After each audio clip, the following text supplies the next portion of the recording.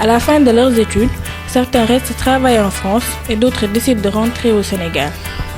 Alors, durant mes études, je n'avais aucune idée de si je voulais rester en France ou rentrer au Sénégal après. Je me dis que pendant qu'on est étudiant, on se cherche encore. Donc, la preuve, moi, je faisais de la chimie. J'étais persuadée que j'allais faire des recherches, créer des produits cosmétiques pour les femmes noires ou faire de la recherche pour le cancer. Mais il y a eu un changement dans ma vie. Donc, j'ai fini par faire du journalisme. Et quand je faisais mes études, la chaîne que je visais, c'était Canal+. Donc, je l'ai bombardé avec mon CV tout le temps, que ce soit pour chercher un stage ou à travailler. Jusqu'à ce que je revienne au Sénégal en 2010, j'ai vu le changement qu'il y avait au niveau de l'audiovisuel, l'explosion des nouvelles chaînes de télé. Et il y en a une qui a particulièrement retenu mon attention, la télé Futurs Médias. Donc, je suis venue les voir plusieurs fois pour déposer mon CV, essayer de commencer directement à travailler juste après mes études, mais c'était pas possible parce qu'ils me reprochaient de pas avoir beaucoup d'expérience. C'est vrai qu'à l'époque, j'avais juste fait 2 stages RFI et Amina Magazine et ça ne suffisait pas pour intégrer la télé Futurs Médias. Donc, je suis retournée en France pour faire des stages, acquérir plus d'expérience et puis rentrer parce que je me suis dit qu'au final, je suis une Sénégalaise. J'ai bénéficié, j'ai été boursière, donc le gouvernement virait tout le temps de l'argent dans mon compte bancaire pour que je puisse poursuivre mes études. Même si c'était une petite aide, ça comptait pour moi parce que c'était le pays qui contribuait à ma formation. Donc c'est le pays qui a contribué à ma formation. Tout ce que je pouvais faire pour lui, c'était de retourner et puis apporter ce que j'ai pu accumuler comme expérience en France. Donc déjà, quand je suis partie en France, dans ma tête était très claire. J'y allais pour un objectif donné, pour faire mes études et revenir. Je ne voyais pas ma vie là-bas parce que le système, quoi qu'on puisse dire, le système de vie français, occidental, il est assez minimaliste, individualiste.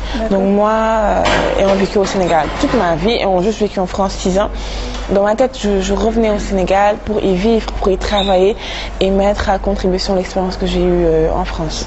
Bon, concernant le retour en France, dès le départ, dire que dès le départ je le savais, c'est un peu prétentieux, mais en fait ce qui est sûr, c'est que dans ma tête, parce que tout est refait dans ma tête, je n'ai jamais pensé faire ma vie en Occident, je ne dirais même pas en France, parce que c'est pas mon idéal de vie, c'est aussi simple que ça.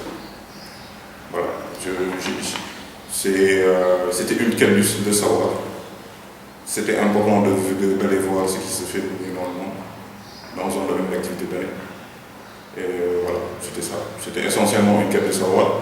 Donc depuis étudiant, le premier jour jusqu'au jour où j'ai pris l'avion pour rentrer définitivement, dans ma tête, ma destinée c'était ici, Sénégal. Point.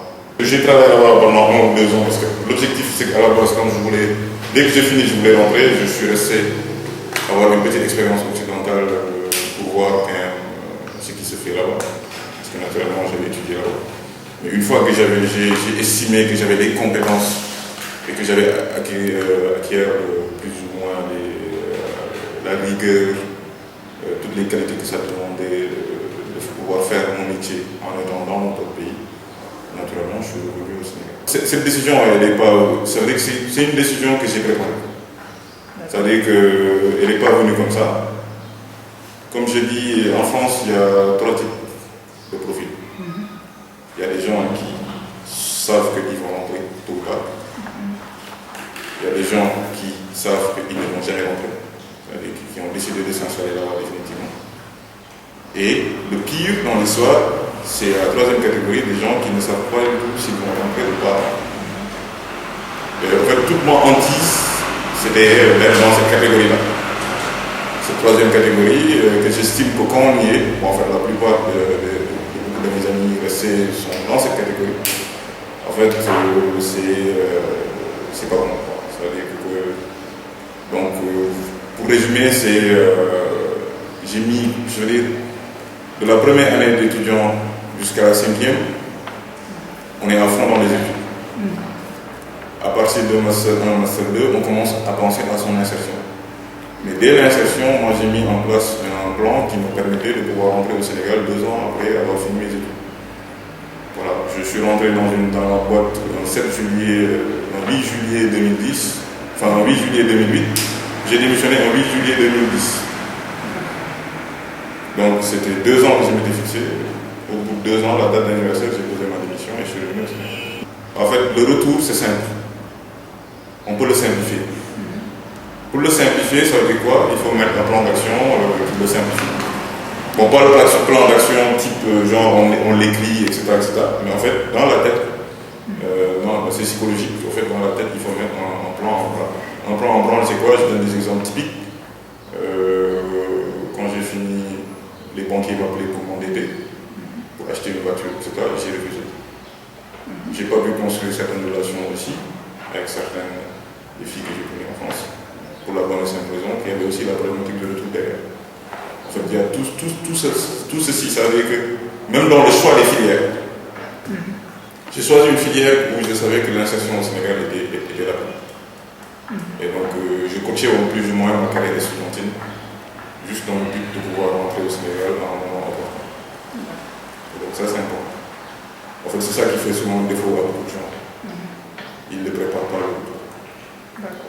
Enfin, s'ils ont la volonté un jour de vouloir rentrer.